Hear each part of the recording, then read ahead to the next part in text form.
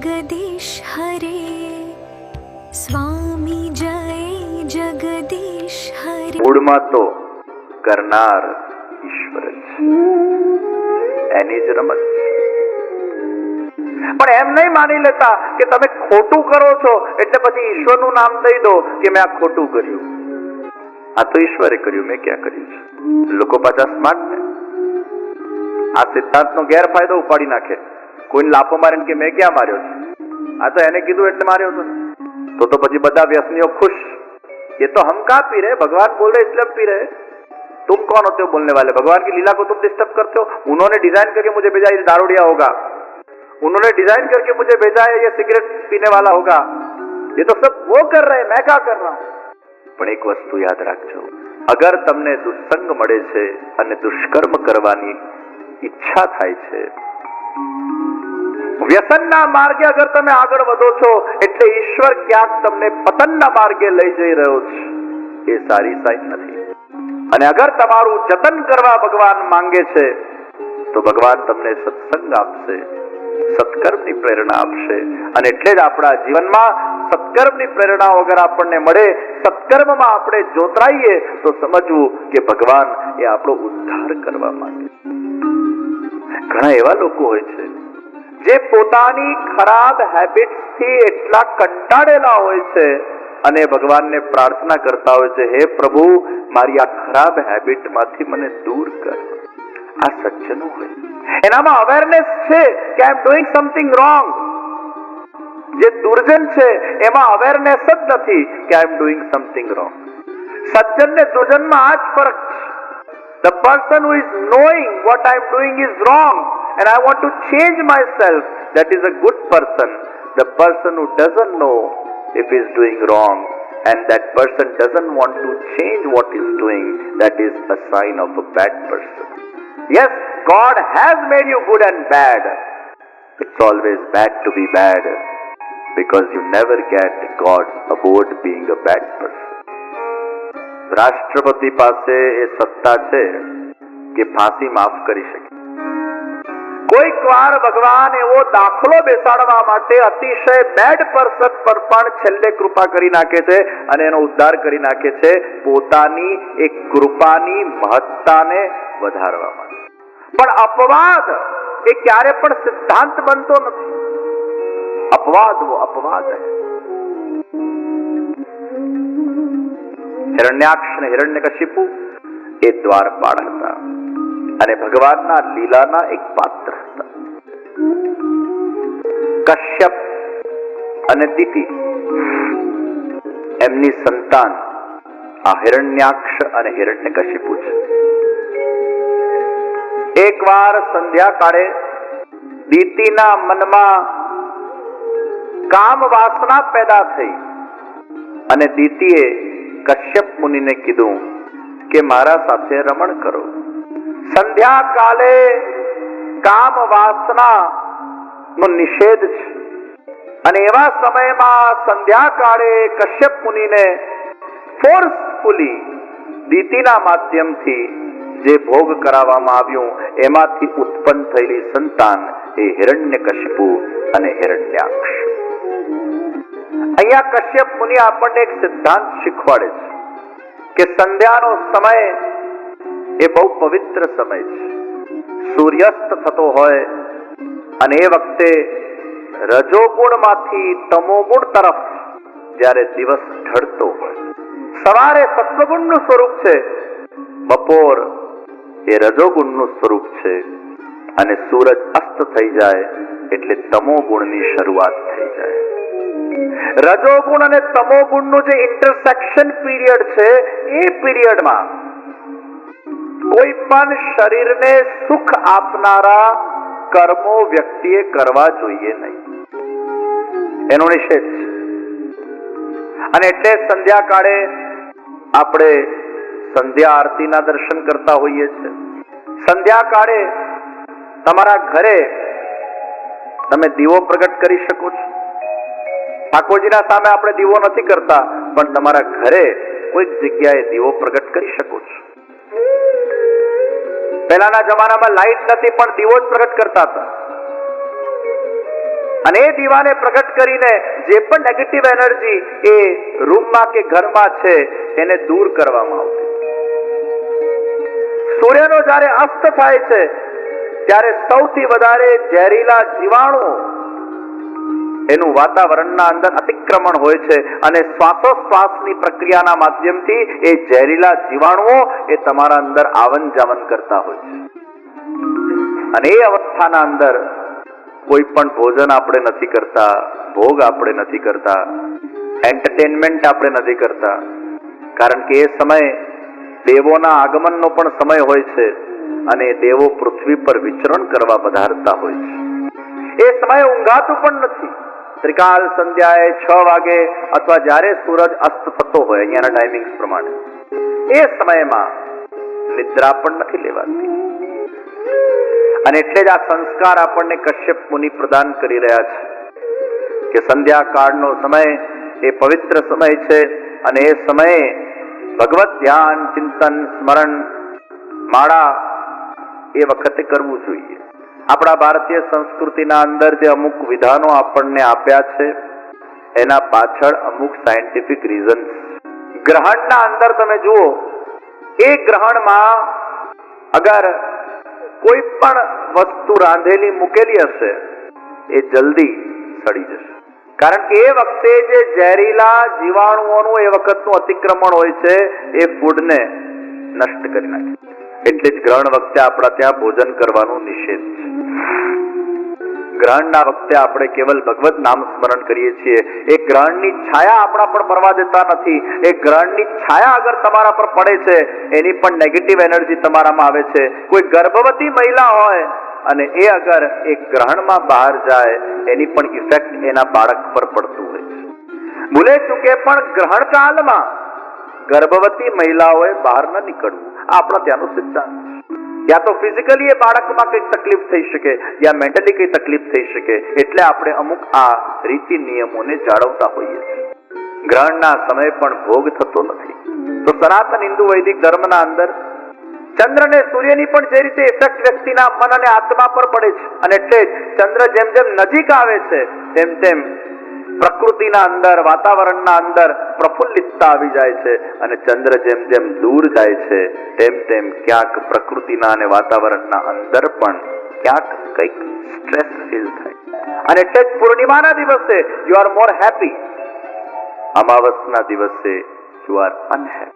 એટલે જ full moon day ના દિવસે બધા લોકો ભગવાનના દર્શન કરવા જાય છે. લોકોને એવી માન્યતા છે કે પૂર્ણિમાના દિવસે ભગવાન બહુ પ્રસન્ન હોય અને આપણે પણ પ્રસન્ન હોઈએ એટલે ઠાકોરજીના મુખ દર્શન ખાસ કરવા જોઈએ. તો પૂનમના દિવસે વધારે વધારે લોકો મંદિરોમાં દર્શનોમાં જતા હોય છે. તો સનાતન વૈદિક ધર્મમાં અમુક જે નિષેધો બતાડવામાં આવ્યા એના પાછળના પણ અમુક કારણો છે. 4 દિવસ વાળા તુલસીજીને સ્પર્શ કરે છે, તુલસીજી જતા રહે છે અને એટલે 4 દિવસ વાળાઓને અમુક જગ્યાએ અડકવા માટેનો નિષેધ છે.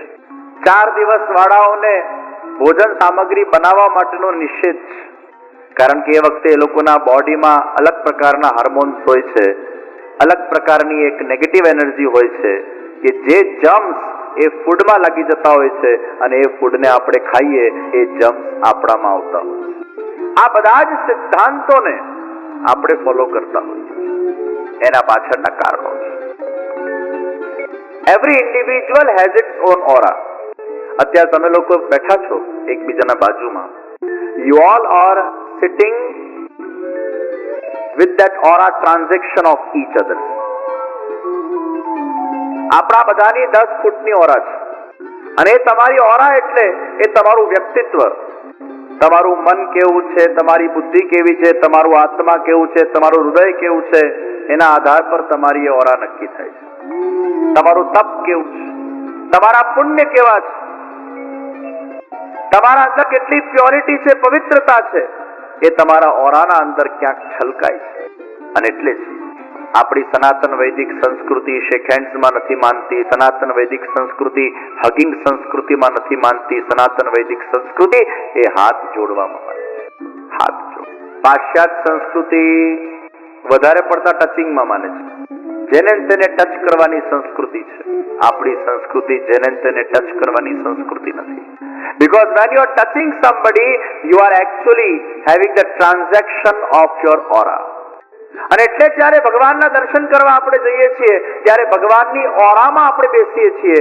એ ભગવાનને સ્પર્શ કરીને વાયુ ચારે બાજુ પસરતું હોય છે એને આપણે શ્વસીએ છીએ અને એ વાઇબ્રેશન્સને આપણે આપણા અંદર રહીએ છીએ. કોઈ ગુરુજનોને આપણે મળવા જઈએ છીએ એના ઓરામાં આપણે બેસીએ છીએ, એની ઓરાને શ્વસીએ છીએ અને એમના આપણે આશીર્વાદ પ્રાપ્ત કરીએ છીએ. તો જેની ઓરામાં તમે બેસશો એના વાઇબ્રેશન, એની એનર્જીનો તમને અનુભવ થશે. So adrushya energies are there which you can feel in the form of the vibration.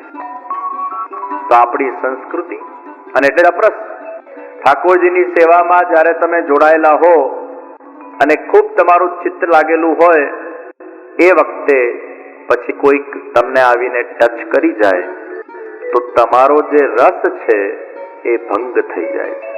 કારણ કે ભગવાનને જ્યારે આપણે સ્પર્શ કરતા હોઈએ, કીર્તનો જ્યારે ચાલતા હોય ત્યારે આપણે એક અવસ્થામાં હોઈએ છીએ જ્યાં ભક્તિપૂર્ણ અવસ્થા છે અને ભક્તિપૂર્ણ અવસ્થાના અંદર આપણે સ્વયં જ્યારે રસાન્વિત બનેલા હોઈએ, ઠાકોરજી સ્વયં જ્યારે આપણા હૃદયના અંદર આવીને વિરાજમાન થઈ ગયા હોય અને એ વખતે કોઈ બીજો આપણને અડકે તો આપણું ઓરા એ ડિસ્ટર્બ થાય. એટલે અસ્પર્શ. અત્યારે તમે આ કથાને શ્રવણ કરો છો, તમારા અંદર ડિવાઇન એનર્જી પેદા થઈ. ભગવત કીર્તન, ભજન, સત્સંગ જ્યાં થતું હોય ત્યાં આપણા અંદર એક દિવ્યતા પ્રગટ થઈ જતી હોય છે. પ્રભુ આવીને સાક્ષાત વિરાજમાન થઈ જતા હોય છે અને એ આપણી જે ઓરા છે એ અત્યંત પવિત્ર બની જતી હોય છે. તો સંધ્યાકાળમાં સત્કર્મ થાય, દુષ્કર્મ ન થાય. હિરણ્યકશિપુ અને હિરણ્યાક્ષ એ સંધ્યા કાલના કરેલા કામ વાસનાનું પ્રતીક છે. આ બધી કથાઓ આપણે ઘણી વાર સાંભળી, પરંતુ કથા itself is the meditation. કથા itself, it gives you the enlightenment. કથા itself, it gives you the inspiration to learn some good things from these all patras. એવું જ એક દિવ્ય પાત્ર ભગવત ઈચ્છાથી પ્રગટેલું એ કરદમ અને દેવહૂતિનું પાત્ર છે. મનુ શત્રુપાના સંતાનો પ્રિયવત ઉત્તાનપાદ દેવહૂતિ. આ દેવહૂતિના લગ્ન થયા કરદમ ઋષિ સાથે. કરદમ ઋષિ એ તપસ્વી જીવ, અત્યંત વિરક્ત, અને દેવહૂતિ પણ એવી જ વિરક્ત. કરદમ ઋષિએ પરણતા પહેલા શરત મૂકી, ભગવાને મને આજ્ઞા કરી છે કે મારા ત્યાં ભગવાન સાક્ષાત પ્રગટ થવાના છે એટલે હું તમારા સાથે વિવાહ કરીશ, પરંતુ જ્યારે ભગવાનનું પ્રાગટ્ય થઈ જાય પછી હું મારી તપસ્યામાં આગળ વધીશ और आपको मेरी सहायता करनी होगी उस तपस्या करने के लिए आप मेरा साथ दोगे. साथ એટલે ખાલી તપસ્યામાં બધી તૈયારી કરી લેવી એ સાથ જ કહેવાય એમ ન હોય, પણ પોતાના પતિને એના તપસ્યામાં એને આગળ વધવામાં કોઈ જગ્યાએ વ્યવધાન રૂપ ન બનવું એ પણ સાથ કહેવાય. પતિને એની તપસ્યાના અંદર ક્યાંક ખલેલ ન પાડવું એ પણ સાથ કહેવાય. એને નડતર રૂપ ન થવું એ પણ સાથ કહેવાય. એવી અંડરસ્ટેન્ડિંગ ડેવલપ કરવી એ પણ સાથ કહેવાય. करदम ऋषि ने देवहूति जी ने कीधु, जहां भगवान का प्रागट्य होगा मैं अपनी तपस्या में व्यस्त हो जाऊंगा, आप मुझे साथ दे. देवहूति जी ए मंजूरी आपी छे. करदमजी અને દેવહૂતિજીનું ગ્રહસ્થાશ્રમ એક આદર્શ ગ્રહસ્થાશ્રમ છે. આપણે આ બધી કથાઓ જ્યારે શ્રવણ કરીએ ને ત્યારે ઘણા લોકો એમ વિચાર કરે આ તો બધું ઋષિ મુનિઓ કરી શકે, આ બધું આપણું કામ નહીં, આ તો બધું સાંભળી લેવાનું, આપણે આપણાથી ક્યાં પોસિબલ છે? It is impossible for us. And when we come with this mindset that this is impossible for us, we cannot become this kind of adarsh wife or we cannot become this kind of adarsh husband, that means everything is over, there is no second step. Sometimes we become hopeless because we don't have any hope. તમે વિચાર કરો કે મનુષ્યના બુદ્ધિમાં કેટલી તાકાત છે. આજે આપણે જે વિચારીએ એ ઈશ્વર કૃપાથી કરી શકીએ છીએ. We have that powers inside us. તમે તમારા જાતને કમ ન સમજો. અમારા કેન પોપટ બહુ સરસ સ્લોગન આપે છે, if anyone can, isn't it? If anyone can.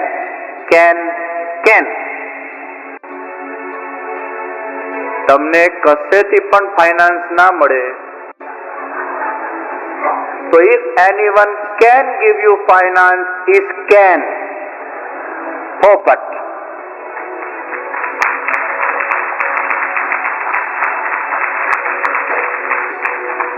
આ mindset, there has to be a mindset कि I can do this, I will do this, why I cannot do this. This is the mindset. It is all about the mindset.